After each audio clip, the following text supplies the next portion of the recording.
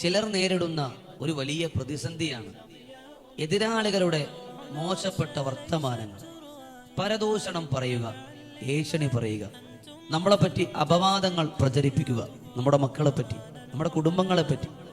ചിലപ്പോൾ പല സ്ത്രീകളുടെയും കുടുംബജീവിതം തകരാൻ ഇത് വലിയ കാരണമായിട്ടുണ്ട്.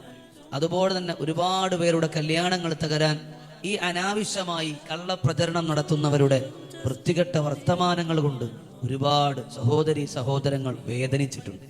ഇങ്ങനെയുള്ള കപടന്മാരുടെ, കള്ളന്മാരുടെ, അസൂയക്കാരുടെ, ഇങ്ങനെയുള്ള വൃത്തികെട്ടവരുടെ ഷർറുകൾ, അവരുടെ ബുദ്ധിമുട്ടുകൾ, പ്രയാസങ്ങളിൽ നിന്ന് നമുക്ക് രക്ഷ കിട്ടാൻ, അവരെ തൊട്ട് അല്ലാഹു തആല നമുക്ക് കാവൽ നൽകാൻ ഒരുപാട് പ്രവാസികളുടെ ഭാര്യമാർ എത്രയെത്ര അനാവശ്യങ്ങൾ കേട്ടുകഴിഞ്ഞു.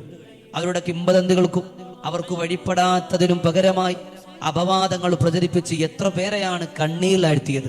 ഇങ്ങനെയുള്ള ദുഷ്പ്രവൃത്തിയിൽ ഏർപ്പെടുന്നവരുടെ വല്ലാത്ത ഷർറിൽ നിന്ന് അള്ളാഹുവിന്റെ കാവല് കിട്ടാൻ ഈ മനോഹരമായ ദിക്ർ മാത്രം നിങ്ങൾക്ക് മതി.